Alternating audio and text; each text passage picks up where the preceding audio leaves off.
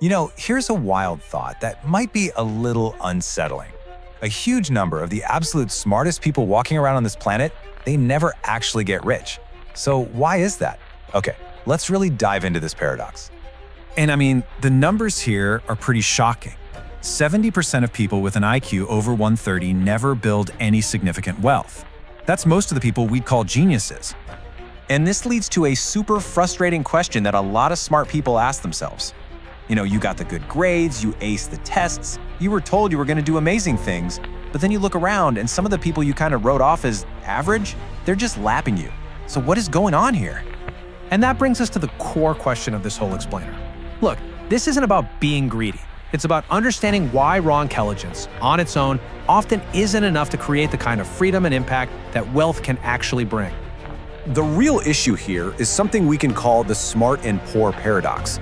See, what happens is smart people get really good at optimizing to not be poor.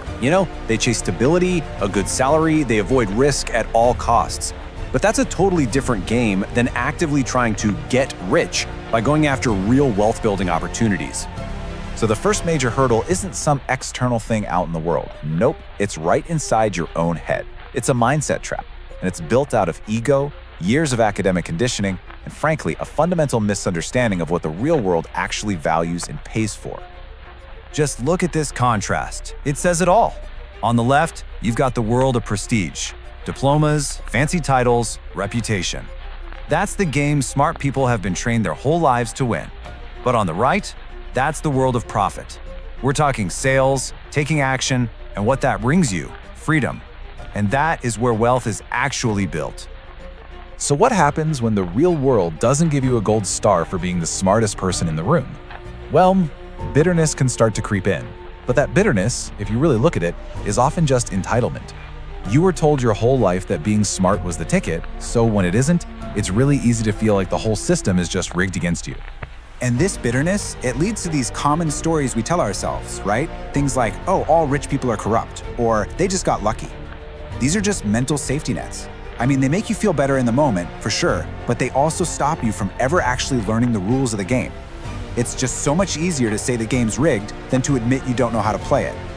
All right, trap number 2, and this one is massive. It's the knowing-doing gap. It's this giant canyon between knowing a thing in theory and actually being able to do it in the real world. This is the paralysis of overthinking. The world doesn't pay you for what you know. It pays you for what you can do. It's all about something called procedural knowledge. You might be able to write a perfect essay on entrepreneurship, but have you ever actually sold a single thing? You might understand leadership theory, but would anyone actually follow you into a burning building? See? That's the difference. I mean, this says it all, doesn't it? You can't get a six-pack by reading about crunches. At some point, you have to get on the floor and do the work. Life rewards action, not just theory. And here's another way to think about it. Smart people can spend months, even years, planning the absolute perfect route for a road trip. Meanwhile, someone else just got in the car and started driving. Yeah, they might take a wrong turn, but they're moving, they're learning, they're adapting. You just can't steer a parked car. Okay, on to the third trap, the value blind spot.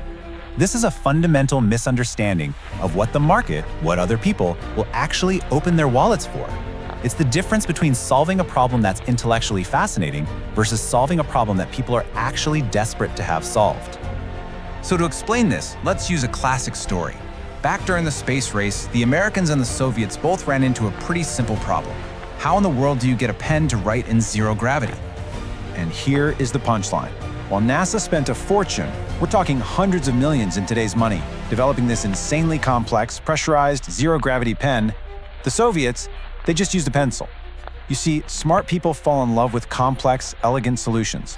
But the world usually rewards simple, effective ones. The goal isn't to be brilliant. The goal is just to solve the problem. And it all boils down to two very different questions. The smart person asks, can I solve this difficult problem? It's a challenge, it's a puzzle. But the wealthy person asks, should I solve this problem? Is it actually valuable? Does anybody care?